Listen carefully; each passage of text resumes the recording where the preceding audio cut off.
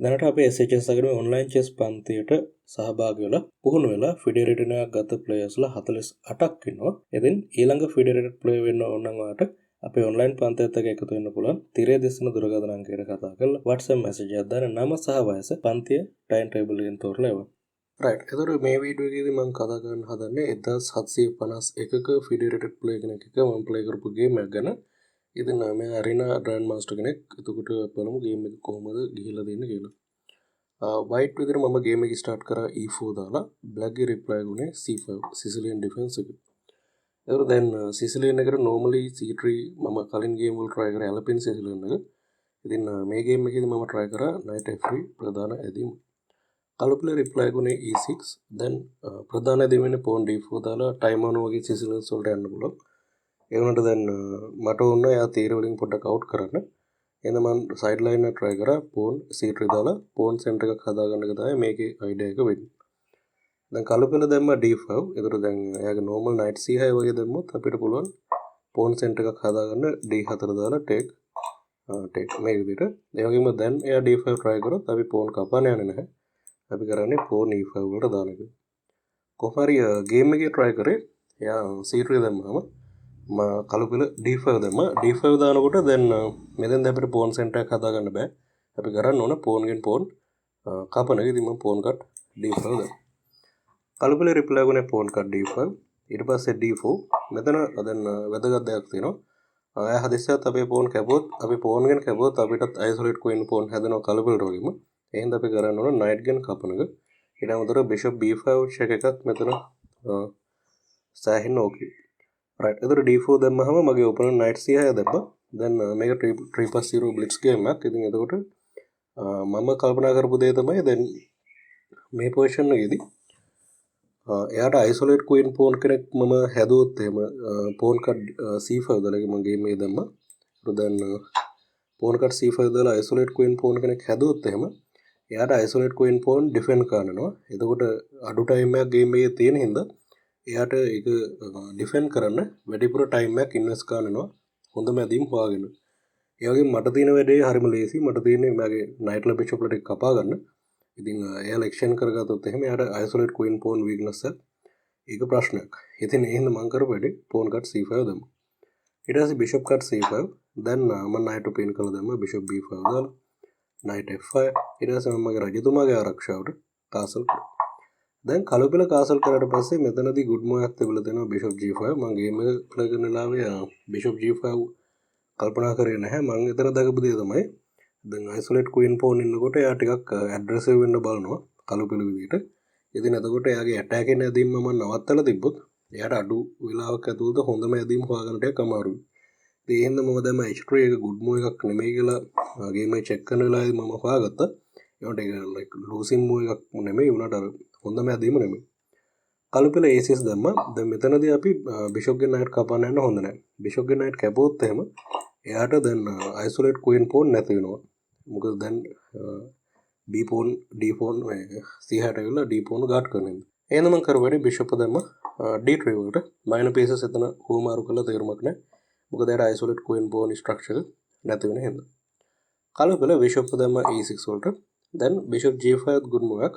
කොහොම හරි මම දැකපු දේ තමයි මගේ bishop ගොඩක් active F4 වලට ගියාම ඉතින් එහෙනම් මම දැම්මා bishop F4 කලුපල rook E8 වලට දැම්මා. දැන් මම මගේ අනිත් රුක ගත්තා ගේම් එකට rook E1 දාලා queen b6 මම F2 තර්ජනයක් තියෙනවා. ඒ වගේම B2 තර්ජනයක් තියෙනවා. දෙකම නවත්තන්න පුළුවන් queen E2 දාලා එහෙම නැත්නම් queen C2 වලට දාලා. මම කල්පනා කරපු දේ තමයි මේන්දී queen C2 දැම්මම bishop ගෙන් discover attack එකක් එන්නේ නැහැ. bishop අයින් කරලා rook attack කරන්නේ queen E2 දැම්මම ඉතින් h7 පොඩ ටාගට් වෙනවා. එහෙනම් මම දැම්ම queen c2 කලුපල h6 දැම්මා. මෙන්න මෙතන මගේ අතින් පොඩි වැරද්දක් වුණා. මේ හරියදී b4 best move එක. ඒක මම ගේම් එක වල දැක්කේ නෑ. ඒනොට මම කල්පනා කරේ එතන අර f2 වලට දෙන ප්‍රෙෂර් එක කොහොමද අයින් කරන්න කියන එක. bishop e7 ඊට පස්සේ දැන් knight d2 rook a8. මෙන්න මෙතනදී මගේ අතින් වැරද්දක් වුණා. මම දැක්කේ නෑ නැක්ක b4 යට පුළුවන් කියලා. මොකද c3 pawn pin වෙලා ඉන්නේ.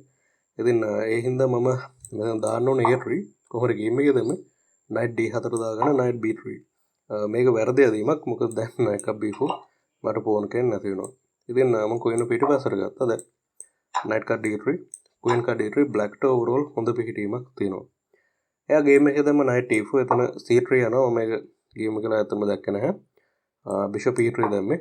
ඊට පස්සේ එයාත් දැකලා නැහැ rook c3 possible කෙනක. sorry මෙතන bishop e3 queen attack කරනවා queen d8. දැන් ආයෙමත් මම අර rook c3 එක දැක්කම නැහැ ගේම් එක කියලා. මම ඉතින් knight center එකට දැම්මා. දැන් rook c3 මට තවත් pawn කෙනෙක් නැති වෙනවා. මම queen පිටිපස්සට ගත්තා. ඊට පස්සේ bishop f5 මෙතෙන්ද මම දැකපු දේ තමයි මට knight කවදාවත් අයින් කරන්න බෑ a1 වල rook ඉන්නකොට tactic තියෙන්න පුළුවන්.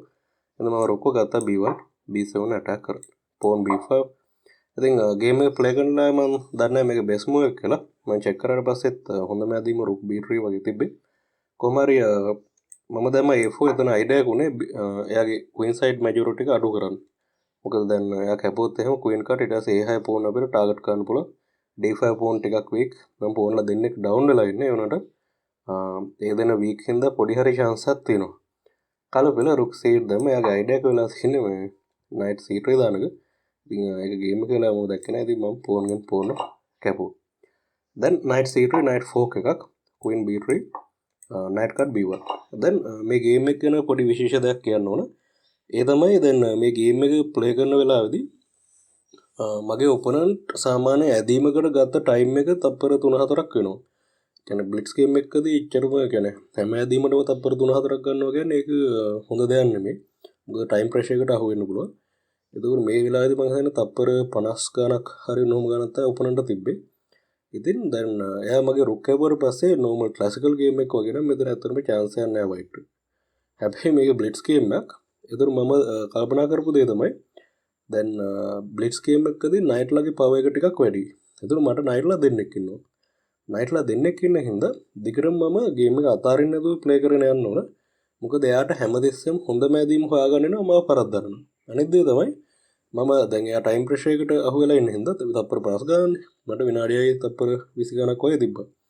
ඒතර දැන් මම කල්පනා කරපු අනිත් දේ තමයි මේ පොසිෂන් එකේදී මේ කොහොමද ගොඩක් ඉත්තන් බෝඩ් එකේ තියාගන්න කියලා. මොකද ගොඩක් ඉත්තන් බෝඩ් එකේ ඉන්නකොට එයාට ලේසි නෑ එයාගේ මැටීරියල් ඇඩ්වාන්ටේජ් එක වින් එකකට කන්වර්ට් කරන්න කඩු ටයිම් එක. ඉතින් ඔය දේවල් ටික කල්පනා කරලා එතන මම ගේම් එක අතාරින්න නැතුව දිගටම ප්ලේ කරන්න තීරණය කරා. ඉතින් queen card b1 දැම්මා. ඒකත් b5 දැන් knight එක. මොකද දැන් rook b8 වගේ දාලා පින් වුණොත් queen d3 එක තියෙනවා. එහෙනම් ඒක කිසිම තීරමක් තියෙන ඇදීමක් නෙවෙයි. right rook b8 ගේම් එකේ ආව queen d3 knight unpin කරා. queen a5 මෙතෙන්ද ආයෙම knight attack කළා දෙනවා. මම ඉතින් කරේ knight a7 දාන එක. දැන් මේ knight a7 knight c6 තර්ජනය කරනවා. එතකොට එයාට ආයෙම ඩිෆෙන්ඩ් කරනවා ඒ තර්ජනේ.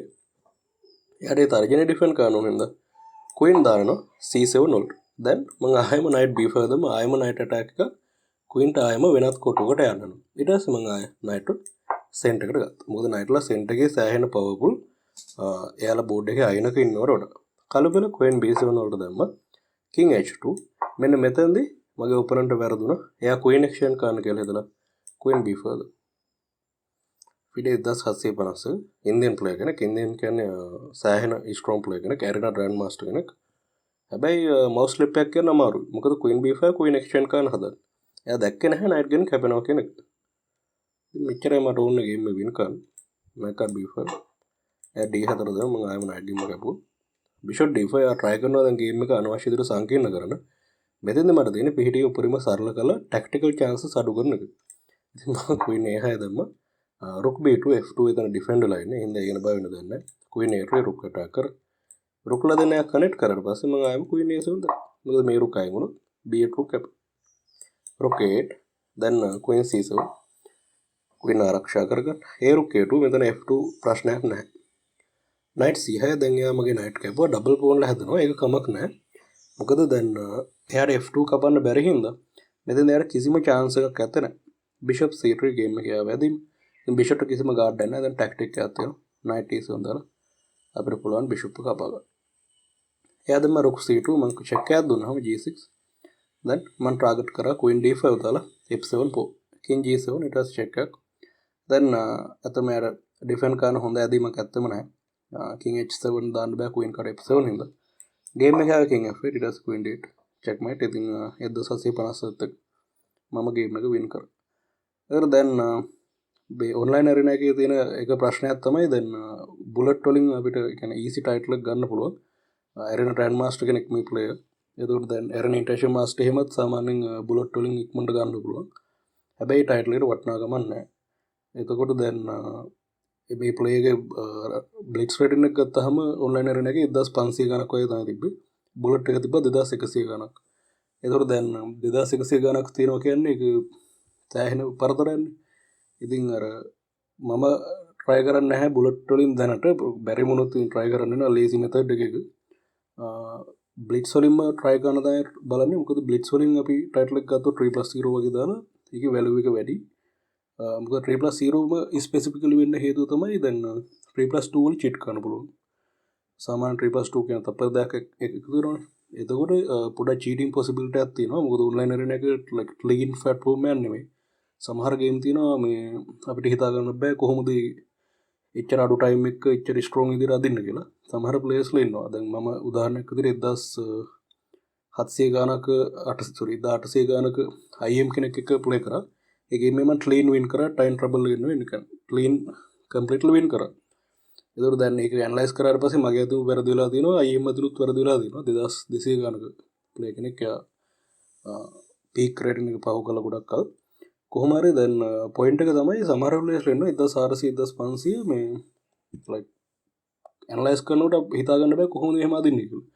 එහෙනම් අර ඔන්ලයින් එකේ ඩෙඩ් ලීන් ෆැට්ෆෝම් එකක් නෙමෙයි. ඒතර 3+0 වල තියෙන වාසියක් තමයි ටයිම් ප්‍රෙෂර් එකට අහු වුණාම ප්ලේයර්ස් වලට චීට් කරන්න අමාරුයි. ඉතින් ඒ හින්දා අර 3+0 වලින් ටයිටල් එක ගන්න එකේ මගේ පර්සනල් අයිඩියා එක වැලියු එකක් තියෙනවා. ඉතින් ප්‍රශ්නේ තියෙන්නේ මේ ෆෙඩරේටඩ් ප්ලේයර්ස්ලා දැන් ටික අඩුයි හොයාගන්න ඔන්ලයින් ඇරෙන එකේ ප්ලේ කරනවා. ඒක තමයි ප්‍රශ්නේ හින්දා. ඉතින් හයර් රේටඩ් ප්ලේ කෙනෙක් ආවොත් තමයි ගේම් එකක් ඇනලයිස් කරලා අරන් එන්න වෙන්නේ. ඉතින් ඒකට මේ සමහරවල්ලාට කියන්න බෑ ඊළඟ වීඩියෝ එක කවදා එදායිද කියලා. රයිට් එහෙනම් සම්පූර්ණ වීඩියෝ එක බලපුවාට ගොඩක් ස්තුතියි. එහෙනම් අපි ඊළඟ වීඩියෝ එකෙන් හම්බෙමු.